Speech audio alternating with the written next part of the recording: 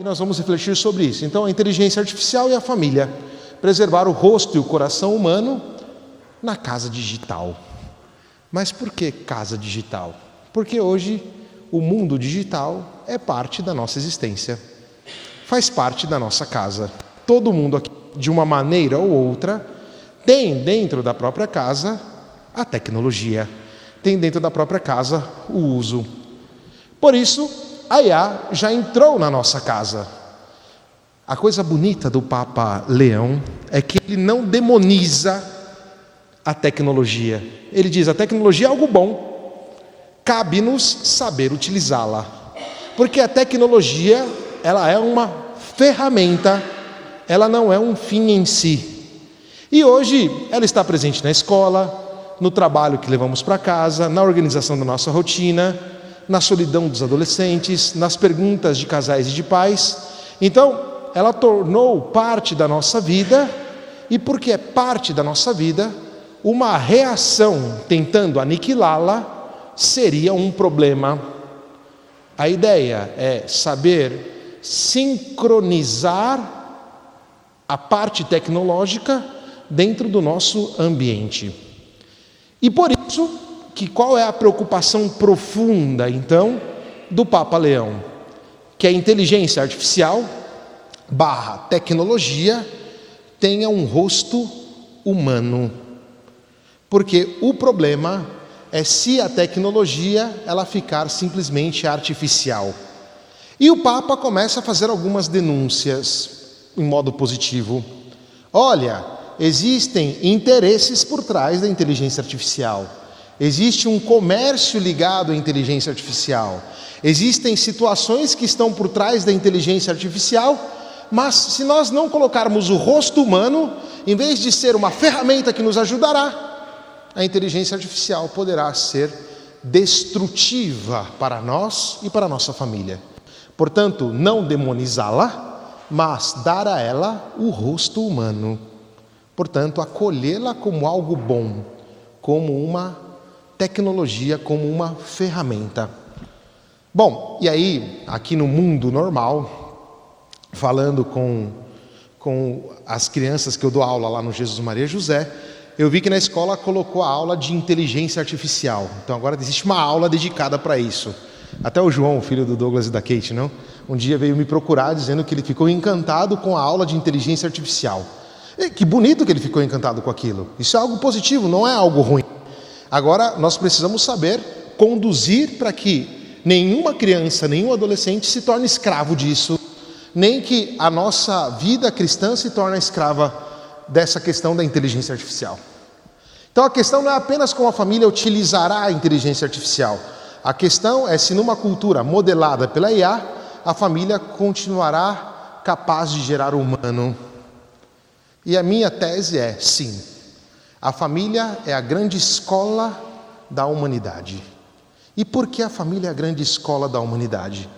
Porque a família dá para nós aquilo que a IA não consegue dar. Primeira coisa que a família nos dá, a vida. Nenhuma inteligência artificial consegue dar a vida. Portanto, a vida, ela é acolhida, ela é desenvolvida, ela é trabalhada dentro do ambiente familiar. Só que a família, além da vida, ela me dá um endereço, me dá uma clareza, me dá uma posição. O seu nome não foi você que escolheu, escolheram para você. Você vir ao mundo não foi um pedido seu, Deus que te colocou aqui. Ter nascido homem ou ter nascido mulher foi uma graça de Deus. Ter nascido nesta ou naquela família, no Brasil, ter tido aquele ou aquele avô, aquele tio, aquela tia, aquele primo, aquela prima, isso tudo não foi a inteligência artificial que nos deu e nunca nos dará. Quem nos dá isso é a inteligência relacional. Então, antes da inteligência artificial, existe uma inteligência de relações. E, portanto, manter o rosto humano na era da inteligência artificial significa dar primícia, dar para as relações o seu primado, o seu destaque. Não damos um destaque para aquilo que a inteligência artificial pode gerar, mas aquilo que a inteligência relacional gera. exatamente porque é no olhar do outro que eu sei quem eu sou. E o olhar do outro é sempre o olhar da família, é sempre o olhar de quem me concebeu. Eu sei aonde eu estou, porque eu fui acolhido por amor, fui acolhido dentro de uma realidade, fui acolhido por uma pessoa, por um casal, fui acolhido em uma comunidade pequena ou ampla, falo uma língua, e isto aqui a inteligência artificial não gera. E aí, aqui a gente pode dizer duas coisas. A inteligência nem é uma inteligência, e a inteligência também não é artificial, porque ela tem sempre um humano por trás. Agora, defender este humano, e aqui é onde o Papa tem lutado muito, defender o humano é a nossa tarefa. E todas as vezes que na história da igreja o humano foi ameaçado, a igreja se posiciona e diz: não, o humano é parte da vida. E por isso não vamos dar um passo para trás. Lá quando surgiram as teses gnósticas, não, dizendo que o corpo é ruim, a igreja se posiciona e diz: não, o corpo é bom. Depois do problema da guerra mundial, eu estou falando disso por causa do domingo que nós vamos celebrar a Assunção de Nossa Senhora. Depois daquela destruição, um povo sem esperança, a igreja vai lá e proclama a Assunção de Nossa Senhora. Vai dizer: olha, a nossa vida tem um destino, tem um futuro.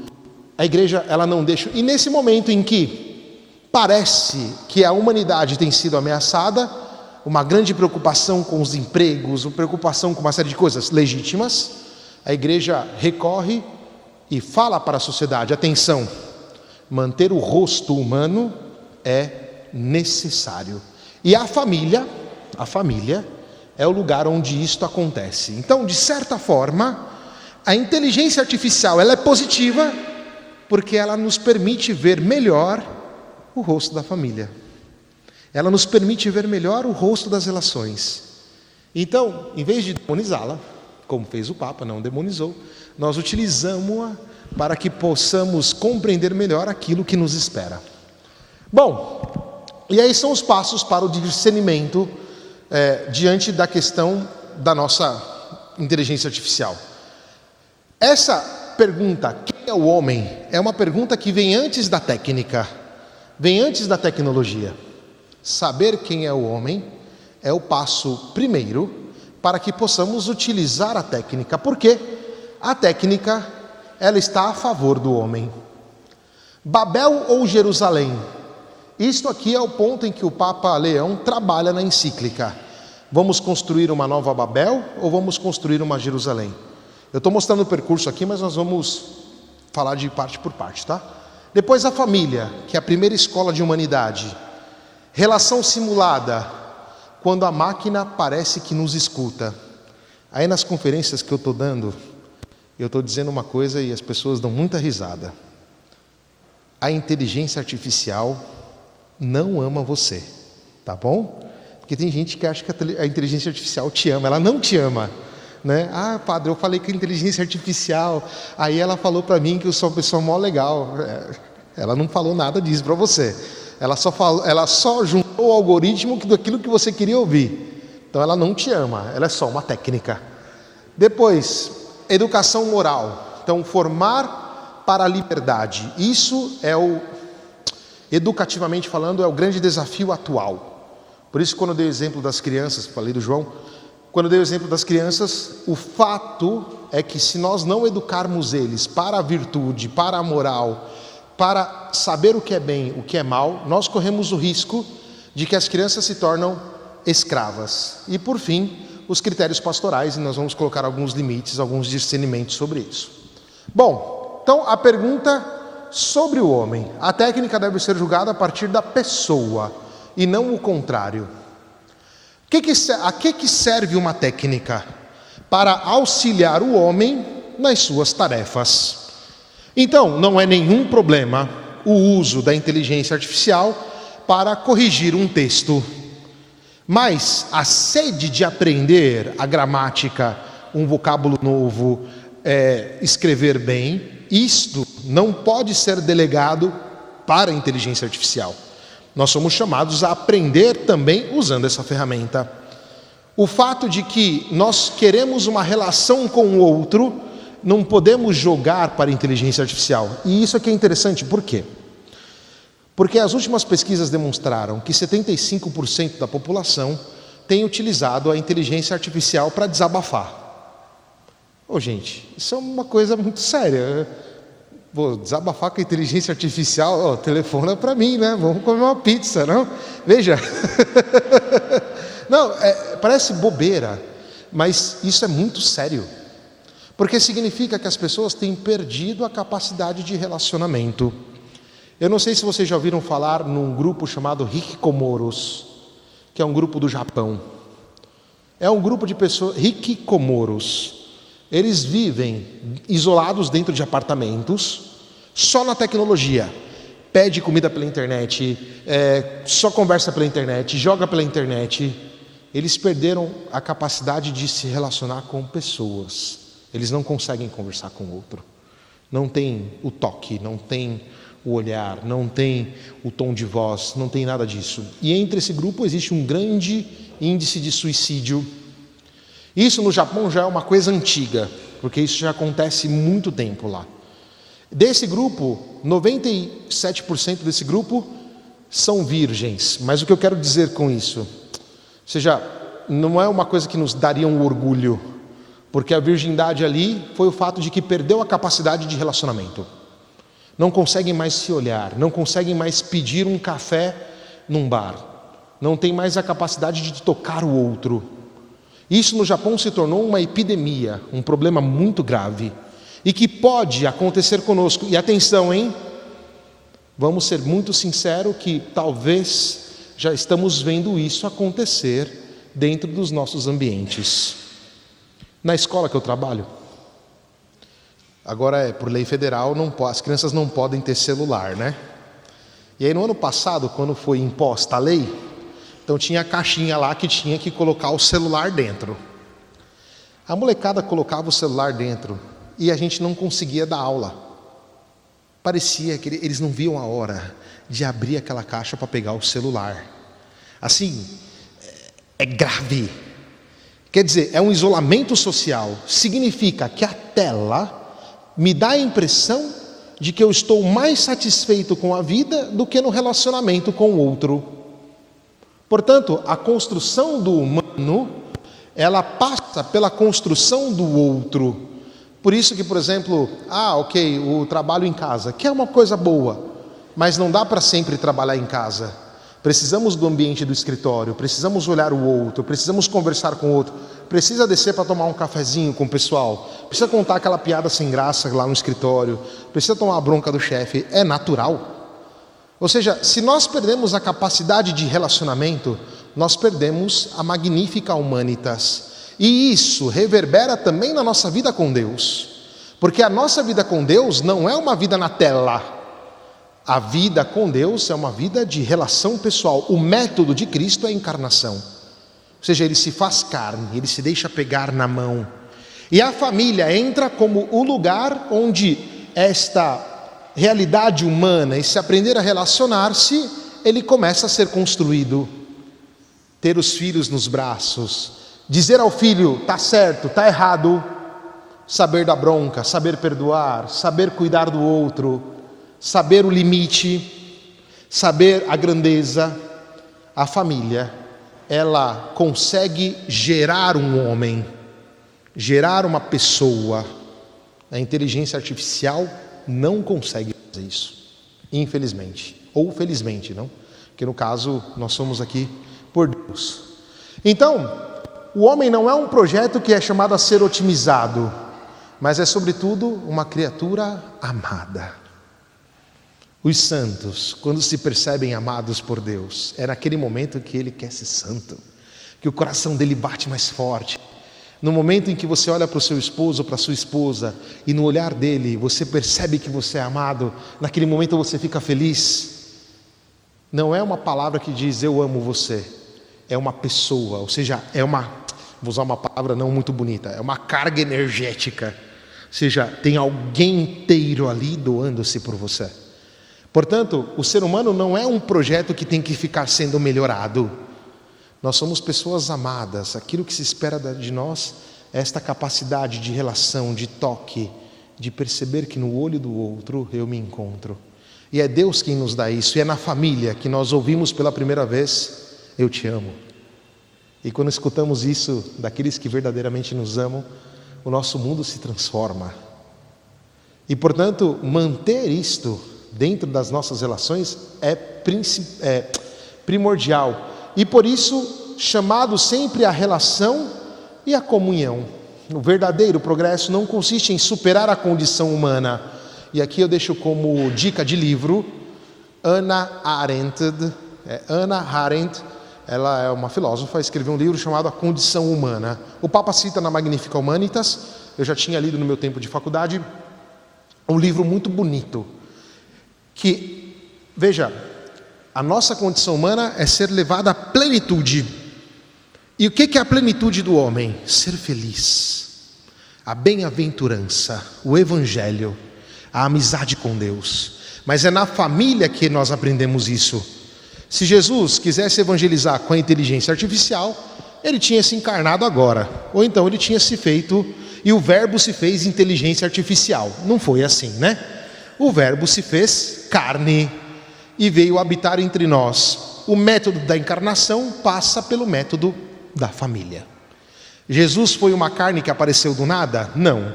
Se encarnou no seio da Virgem Maria, veio viver entre nós, teve a sua infância, a sua adolescência, viveu conosco, sem pecado, obviamente, porque Ele é Deus, mas a beleza disto é insubstituível. Portanto, nós temos um corpo, nós temos uma consciência. O que significa ter consciência? Todo e qualquer ser humano sabe a diferença entre o que é bom e o que é ruim, entre o bem e o mal. Depois você procura lá no livro Chamados em Cristo para Ser Santos, do Rodrigues Luinho, página 34, ele fala sobre isto aqui. Rodrigues Luinho é um professor da Universidade da Santa Cruz, que deu aula de teologia moral para mim também, e ele fala sobre essa parte da consciência. Mas qual que é a beleza? Que a nossa consciência não é isolada. A nossa consciência, ela é chamada a ser iluminada, e ela é iluminada por Cristo. Não tem como viver uma consciência isolada, nós só conseguimos viver uma consciência dentro de uma relação. A IA, ela não consegue formar a tua consciência. Por quê? Porque esta relação passa pela experiência humana. E a experiência humana é que constrói a nossa consciência, junto com a liberdade. E o que é liberdade? Liberdade é quando, dentro das minhas possibilidades de escolha, livre-arbítrio, eu escolho aquilo que me realiza como pessoa. Eu não posso deixar que a inteligência artificial escolha por mim. Eu não sei se vocês perceberam, mas ultimamente, quando você começa a conversar com a IA, ela começa a oferecer produtos para você. Compre isso, compre aquilo, talvez na sua casa esteja faltando aquilo. Ou seja, ela começa a determinar como a sua vida tem que ser vivida. Isso não funciona na vida de um cristão. Ou seja, a liberdade para nós é dizer, dentre as possibilidades que eu quero escolher, eu escolho aquela que me realiza como pessoa, com a consciência, com o nosso corpo, dentro de uma relação. E é a relação, a comunhão, que me dá os limites, que me dá as aberturas, que me dá uma estrada e que me faz abrir para aquilo que nós somos chamados, a transcendência, a vida com Deus. Portanto, dentro da família, a pergunta quem é o homem, ela é plenamente respondida. Então a IA, ela não é uma ferramenta, ela se torna um ambiente, porque qual que é a questão dela? Hoje ela está dentro da nossa casa, mas ela não pode ser a imperatriz da casa. Ela não pode ser aquela que modela a casa. Uma vez eu estava conversando aqui na igreja com uma determinada pessoa, e a pessoa me disse, não padre, é que antes de falar com meu esposo, eu fui lá na IA, e perguntei para ela o que eu tinha que falar com meu esposo. Eu falei, mas que isso, não? As pessoas fazem isso. Ela vai lá na IA primeiro trocar uma ideia. A IA não pode substituir você. É você que tem que ir com tudo aquilo que, com o coração que vai tremer, bater mais forte, com o seu corpo que vai tremer, com a suadeira que vai dar. Isso a IA não pode fazer. é você. E é isso que comunica. Portanto, este ambiente hoje, ele não pode nos moldar. Somos nós que somos senhores dela, não ela, Nossa Senhora. Aqui é uma imagem que o Papa Leão trabalha no texto, se chama Babel ou Jerusalém, porque ele vai dizer o seguinte: a humanidade agora está dentro de um bívio, ou seja, dentro de uma capacidade de escolha, ou seja, dentro de uma escolha decisiva, é a palavra que ele usa. Essa escolha decisiva significa Babel ou Jerusalém. Nós sabemos muito bem o que é a Babel. A Babel, ela é o lugar onde ninguém consegue se comunicar. É uma tecnologia perfeita. Vamos fazê-la para ir até o mais alto dos céus. Só que é uma tecnologia que tira Deus da história. Quando tiramos Deus da história, nós perdemos a capacidade comunicativa. Porque é Deus quem nos dá a linguagem. E a linguagem profunda do homem é sempre a linguagem do amor.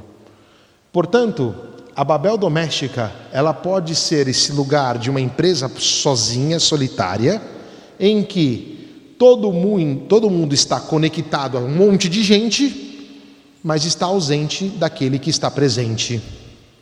Isso vocês já viram na casa de vocês, não? Ou também lá no trabalho, né? Na mesa do almoço, todo mundo conversando no celular e ninguém olhando um para o outro. Tem coisa errada nessa história, não é isso? É o momento em que nós somos chamados a deixar o celular de lado e olhar para quem está diante de nós. Atenção, é a família que nos educa para isso. É na família que eu aprendo que o outro é importante. É na família que eu aprendo que sentir a presença do outro, olhar para o outro, falar com o outro, tocar o outro é importante. Depois, o outro passo que o Papa coloca, então ele diz: nós estamos diante da Babel, que cada um pode construir aquilo que pensa, aquilo que acha que tem que ser feito, ou nós podemos construir a Jerusalém. E a Jerusalém doméstica, ele retoma o livro de Neemias, o profeta Neemias, que vai até Jerusalém com a queda do muro, e a primeira coisa que faz o profeta Neemias é chamar as famílias, e chamando as famílias, dá para cada uma parte do muro de Jerusalém. Então, antes de construir o muro, tecnologia, ele estabelece a relação. Isto é para nós cristãos. Antes de ir para o tecnológico, nós somos chamados à vida em comunhão. Nós somos chamados à vida com Deus. Portanto, na nossa casa, temos construído uma Babel, onde ninguém fala, ninguém se escuta, cada um vive no seu mundo celularístico, ou nós estamos vivendo uma Jerusalém, uma comunhão. Já ouvi muita gente falar: padre, não suporto porque o meu marido dorme com o celular debaixo do travesseiro, né? É uma coisa que deveríamos pensar, não cabe. Ô padre, eu chego em casa, minha mulher está lá no celular conversando com as amigas dela a noite toda e nem olha na minha cara. Começa a construir uma Babel, começa a construir um lugar onde não tem relação. Os nossos lares, chamados a ser lares santos, cheios de luz, lares bonitos, só é possível por causa de uma relação. Só é bonito porque olhamos um para o outro, e onde 2 ou 3 estão reunidos em meu nome, ali eu estarei. É isso que Jesus nos propõe. Bom, então como a gente vai preservar a humanidade? Primeiro de tudo, Deus. Edificar toda a nossa vida na relação com Deus. Uma família que não reza se perde. Uma família que não tem Deus no horizonte começa a ter um certo eclipse das relações.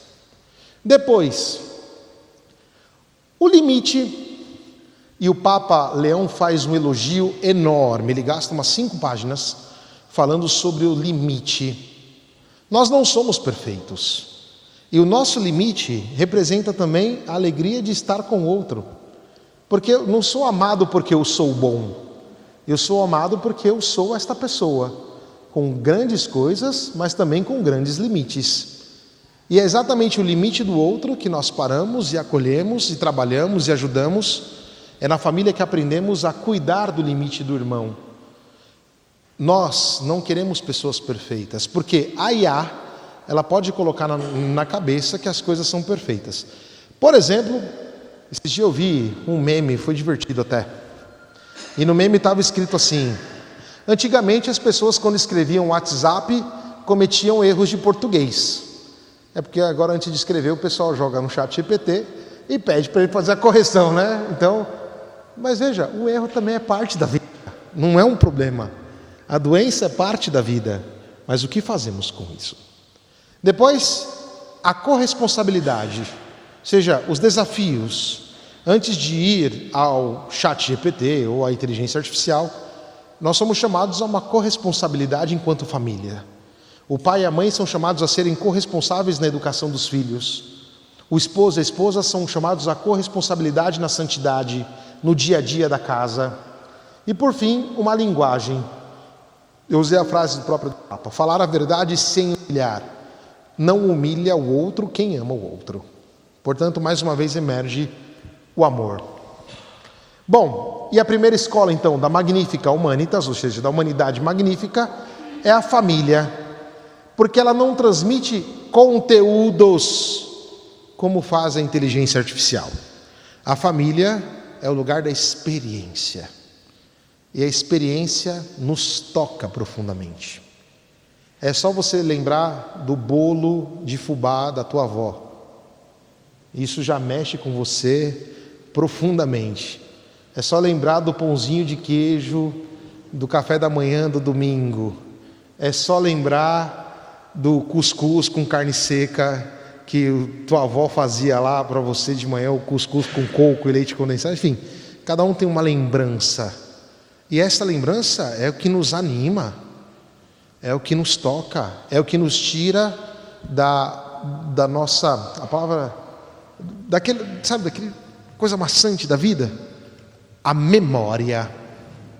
Portanto, essa experiência, ela só é possível porque ela gera memória.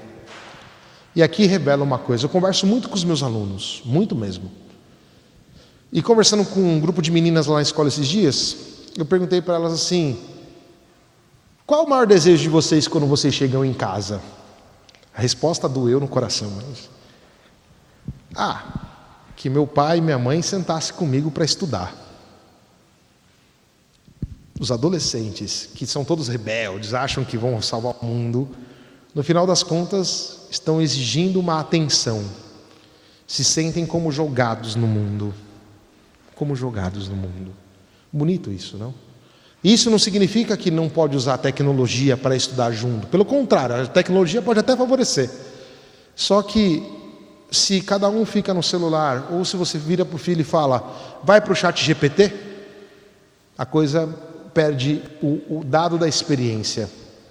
Então, a família vai ensinar aquilo que o algoritmo não nos pode ensinar. O corpo, a diferença, o limite, a memória, a espera, o perdão, a pertença, a gratuidade. E o outro, portanto, não é um produto personalizado para satisfazer as minhas expectativas. Veja, esse é um problema da tecnologia. E agora aqui eu falo da tecnologia de maneira abrangente. De repente, se criou uma ideia de tecnologia de ter filhos. Ou seja, filho passa a ser um produto que quer satisfazer a minha tecnologia ou a minha expectativa. E quando o filho é um dom, não é um produto. E falar sobre isso, tem uns irmãos da bioética aqui, não? Falar sobre isso dói na orelha do moderno hoje em dia, não? Dizer que filho é um dom e não é um produto, para as pessoas que estão fora da igreja, pode parecer algo maluco.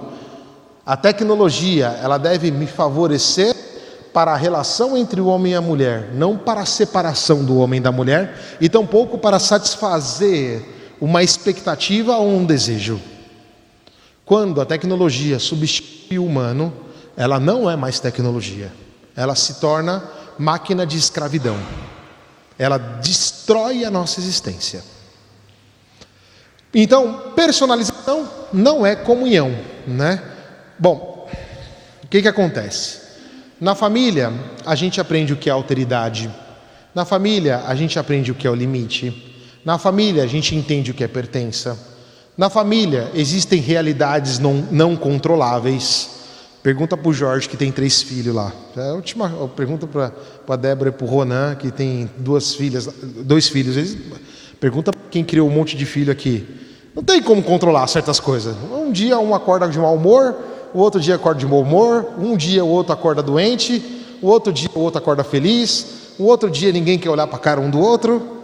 Mas nisto tudo vai se relacionando, vai criando, vai dando uma bagagem daquilo que só a família nos pode dar, relação. Enquanto o algoritmo pretende isto aqui, ó, só o que é preferível. Todo mundo sabe que nem sempre na família o que é preferível é o que pode acontecer. Eu sempre conto essa história porque foi muito educativa para mim. Cheguei da escola com uma fome desgraçada, né? A fome, e a minha bisavó, eu morava com a minha bisavó, minha mãe trabalhava, morava com a bisavó. Meu irmão tinha chegado da escola também, mas eu estava com muita fome. E aí minha avó fez um frango ensopado. E era um peito de frango, né? Ensopado, ou era uma sobrecoxa, não lembro, eu sei que tinha pele. O prato estava muito bonito, tinha arroz, enfim. E aí a minha avó colocou na mesa. Eu falei, avó, frango eu não como. Minha avó falou, tudo bem, se não quer comer o frango, não come. Ela foi lá e colocou o frango na geladeira. Eu fiz a lição de casa, não sei o quê, fui brincar. Fiquei, não sei o quê, chegou a hora do lanche da tarde. Volto com muita fome. Não, senta aí. Ela foi lá, esquentou o frango e colocou para mim. Eu não tive muita opção. Eu comi o frango e estava delicioso. Veja, não foi uma questão de preferência, foi uma questão de educação. Ela me ensinou que nem tudo o que eu posso querer é o que vai acontecer. No algoritmo, você vai pedir o que você quiser e ele vai te dar um jeito de mudar, de fazer o discurso para que você alcance aquilo. O algoritmo pretende previsão e a vida humana nem sempre as coisas são previsíveis. A família me prepara para o que não é previsto, me prepara para a criatividade, me prepara para ter um olhar perspicaz, a capacidade de sair pela tangente, a capacidade de enfrentar algo difícil. O algoritmo não. O algoritmo pretende resposta imediata. E o mundo ficou viciado com isso, né? Você não responde o WhatsApp na hora, a galera entra em parafuso, não é isso? Veja, a tecnologia ela não é para isso. O mundo quer uma experiência sob medida. Deus nos dá uma experiência muito abundante. Por quê? Porque na relação aparece aquilo que nós temos de melhor. Quando nos relacionamos com os outros, aquilo que temos de melhor é o que vem a partir das relações. E a máquina parece escutar, mas ela não escuta. Ela te responde com delicadeza, mas ela não tem história, ela não tem corpo, ela não tem consciência, ela não é amor, ela não te ama. É duro falar isso, não? Ai, padre, credo, eu achava que a IA me amava. Não, tem gente que pensa nisso, viu? Não é brincadeira, não. Né? Várias vezes, já conversando com pessoas, porque eu converso com muita gente, não é vida de padre, não? Tem gente que fala que acha que a IA ama ela. Não vou mentir que uma vez, logo quando saiu a Siri do iPhone, né? Aí eu estava lá no Grajaú ainda, lá na paróquia Nossa Senhora de Fátima. Aí eu falei para a Siri, boa noite, Siri. Aí a Siri respondeu, boa noite, Douglas, durma bem. Nossa, eu chorei. Eu falei... A Siri respondeu. Depois eu pensei, credo, que coisa horrível. Eu estou me emocionando com um celular que está falando boa noite, durma bem. Mas não tem vida ali. É só um programa. E isso pode enganar os nossos sentidos. Isso pode enganar o nosso afeto. Isso pode ser maravilhoso do ponto de vista da técnica, mas do ponto de vista da realidade não é. E aqui é o problema, não, que surge também da pornografia, é o problema que surge de roubos e outras coisas que a tecnologia pode nos colocar. Aquilo que a família propõe, a tecnologia não nos pode dar. Então o perigo não é apenas que a máquina pareça humana. O perigo maior é que habituamos a máquina, comecemos a esperar que os seres humanos se comportem como máquinas. Então na família, eu olho o humano como humano. Se eu começo a me comportar como máquina e espero que os outros se comportem como máquina, a minha vida foi destruída.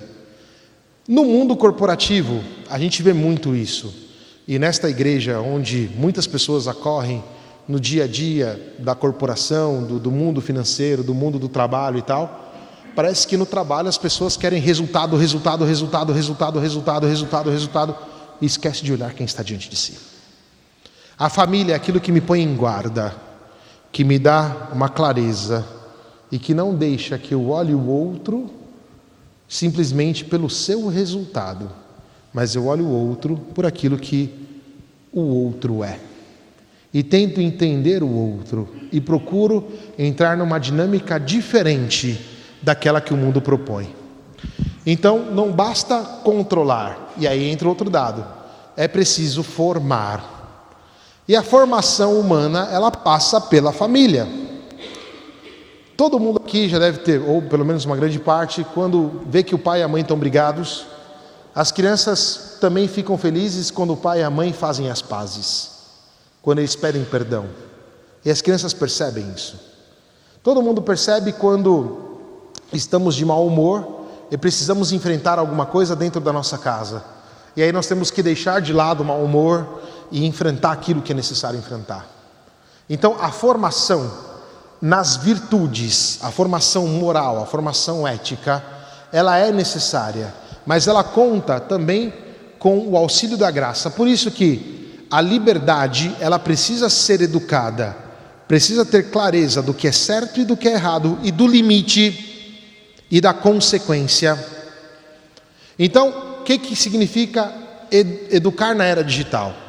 Educar para a liberdade significa não ser governado por impulsos, mas ter uma visão crítica naquilo que me é colocado. É o pai e a mãe que me ensina o que é justo, o que não é justo, até onde vai determinada coisa, até onde não vai. Saber esperar, então essa resistência ao imediato. Tem coisas na vida que é espera. Quem aqui já viveu uma longa doença, talvez saiba falar sobre isso.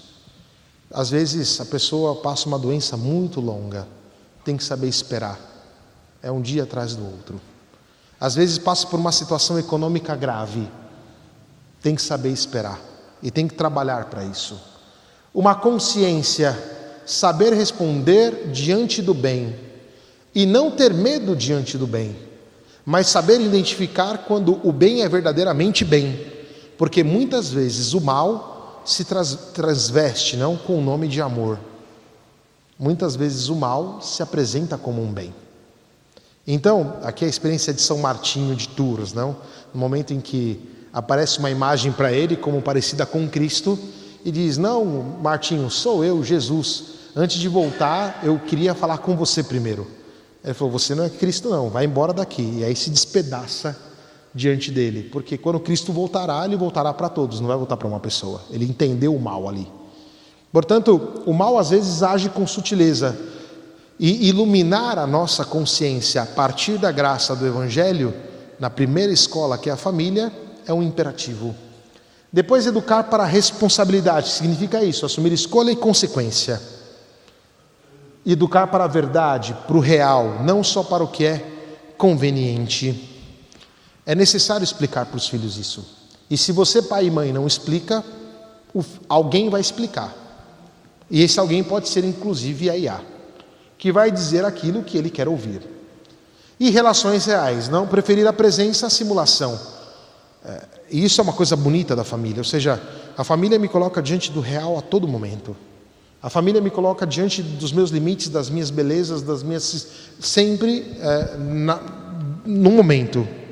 E, portanto, não deixar que a tecnologia nos governe. E a IA pode ajudar a conversar, mas não pode amar por nós, né? A gente sabe muito bem disso. Então assim, ajudar não é substituir. Aqui agora eu elogio a IA. Ou seja, a IA pode me ajudar a preparar uma conversa? Pode. E não é nenhum problema. Só que ela não vai conversar por você. A IA pode organizar o cuidado, por exemplo, vou lá fazer compra. Você organiza a lista lá na IA? Nenhum problema fazer isso. Só que a IA não vai fazer compra e nem vai cuidar por você. A IA pode te dar informação? Pode. Só que é ela que vai decidir moralmente, você que vai decidir moralmente, não a IA. Portanto, esta comunhão conjugal, ela não nasce da eficiência, mas do dom sincero de si. E aqui é onde bato, ou seja, mais uma vez, a IA é uma ferramenta, ela não é uma substituição, ok? E por fim, quem é o homem que age e para qual bem orienta a sua ação? O Papa Francisco, na Dilexit Nos, ele vai falar sobre isso, não? Que a IA, ela não gera uma memória. A narração da nossa vida, ela passa por relações reais. E aí é quando, nesse momento, se você parar para pensar, qual foi o dia mais feliz da sua vida? Não tinha um celular e nem um computador. Tinha uma pessoa lá. O dia mais feliz da sua vida foi uma relação. O dia mais feliz da sua vida tinha alguém ali. E você estava ali também. Então, a IA pode até sugerir meios, mas somos nós que somos senhores e não ela. Bom, o progresso tecnológico, não? O Papa Leão vai falar um pouco sobre isso. Ok, o progresso tecnológico está aí, e aí ele lá no número 236 e 238 da Magnifica Humanitas, ele vai nos falar sobre o imperativo de criar lugares de relação. Primeiro lugar de relação deve ser a nossa casa. E ele vai dizer que um dos últimos lugares de relação é a igreja. E de fato é. Na missa, a galera não fica filmando. Mas você vai num show qualquer por aí, está todo mundo filmando. Ninguém mais tem a capacidade. Eu vejo aqui nos casamentos da igreja, não? Casamento da igreja aqui, a noiva entra, fica todo mundo com o celular na cara da noiva. Eu começo a me perguntar, mas não é o momento da gente olhar a noiva, apreciar a noiva, apreciar o noivo. Não é o momento da gente, quando está ouvindo a música lá no show, apreciar o show, apreciar a viagem, a paisagem.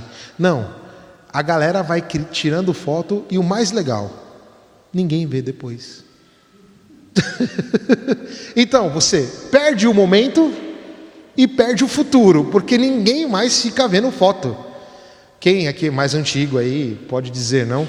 Quando se tirava fotografias é porque depois queria comunicar uma experiência.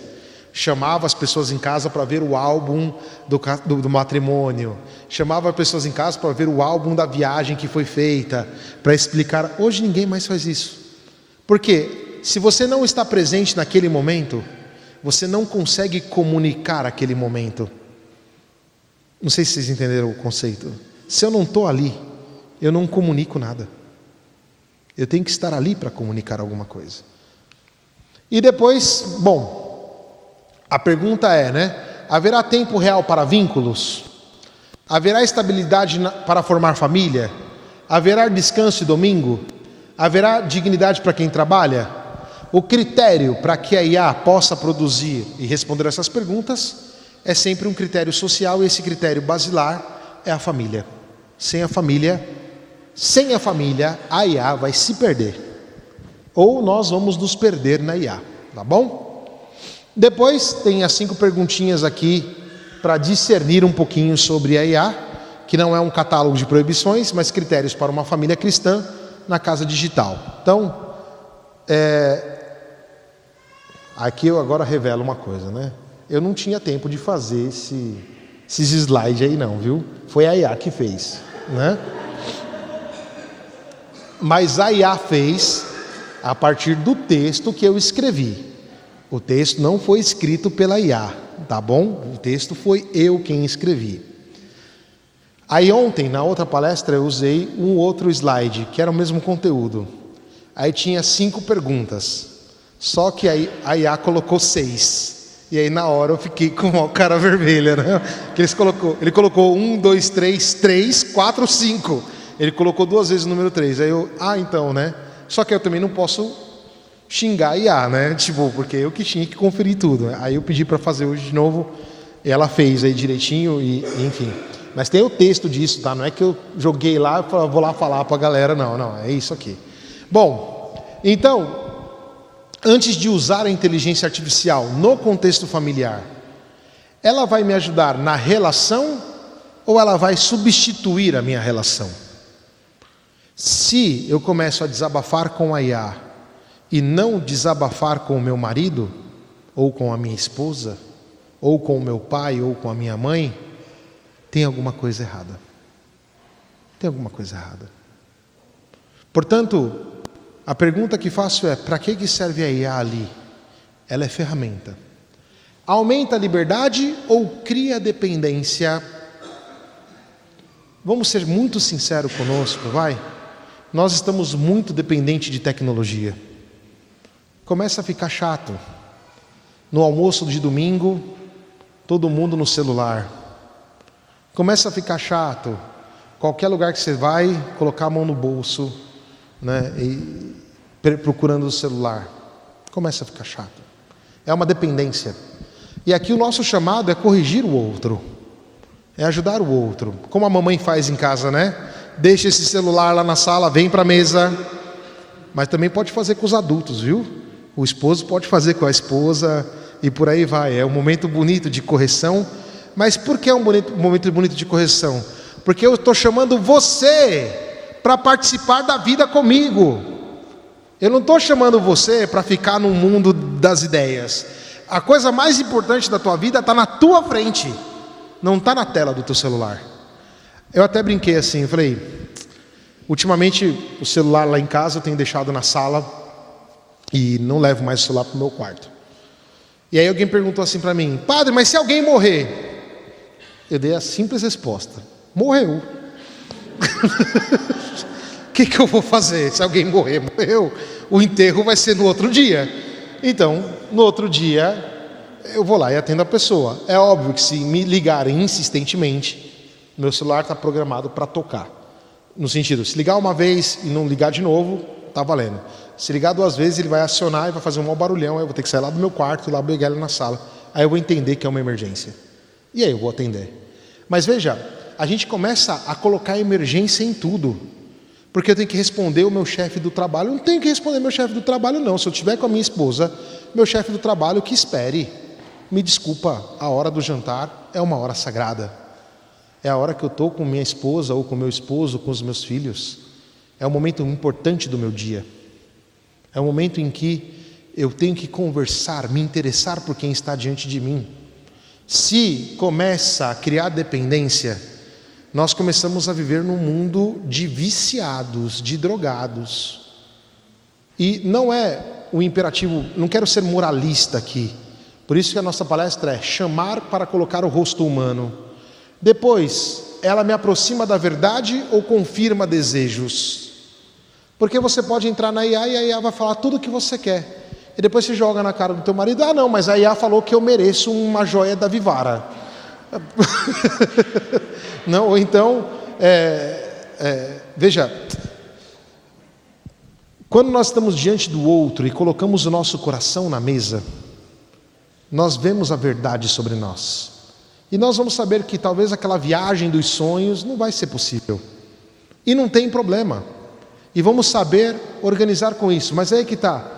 A IA, ela não me coloca diante da minha verdade. Porque quando o seu marido ou sua esposa diz para você: você está errado, em geral, os homens nunca estão. Vocês mulheres que insistem em dizer que estamos, né? Mas em todo caso, assim, quando o seu marido diz para você: amor, você está errada, aquilo é um motivo de alegria. Porque é o seu marido, a pessoa que mais te ama, que está dizendo aquilo para você.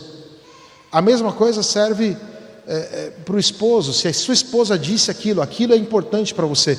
Não é IA que vai determinar se eu estou certo ou estou errado.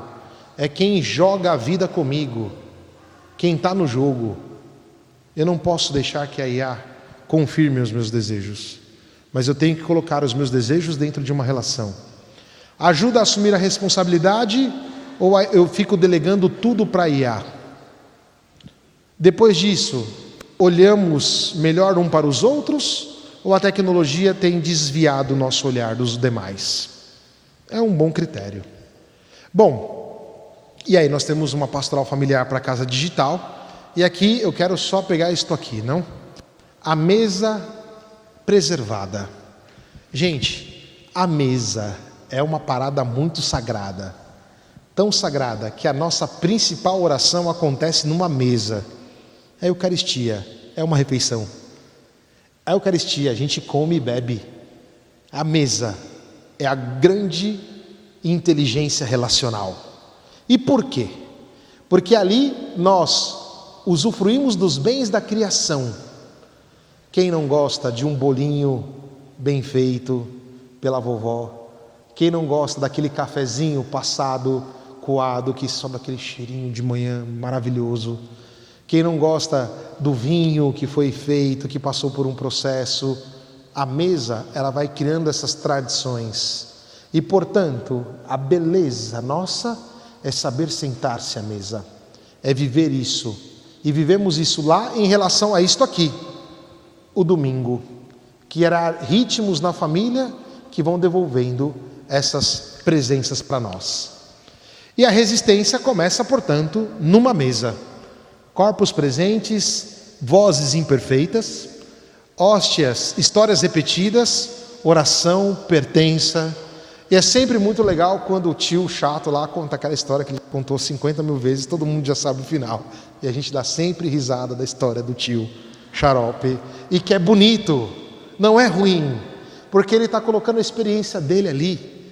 Ele está falando algo do coração dele. E acolher aquela experiência é algo profundo. É bonito. A IA não te dá isso, tá bom? Mesmo quando chegarem os humanoides que estão chegando agora, os robozinhos aí e tal, é só um robô, não é um ser humano. Por isso, nenhum algoritmo pode gerar um coração, tá? Nenhuma máquina pode produzir uma consciência moral. Nenhuma inteligência artificial pode oferecer o sentido último da existência. E aqui é a frase que eu usei: o futuro será verdadeiramente magnífico se permanecer humano, e será plenamente humano à medida que deixar-se iluminar pelo rosto de Cristo. Eu acho que acabamos, acabamos aqui, são os textos que eu consultei. Espero ter sido claro. Muito obrigado.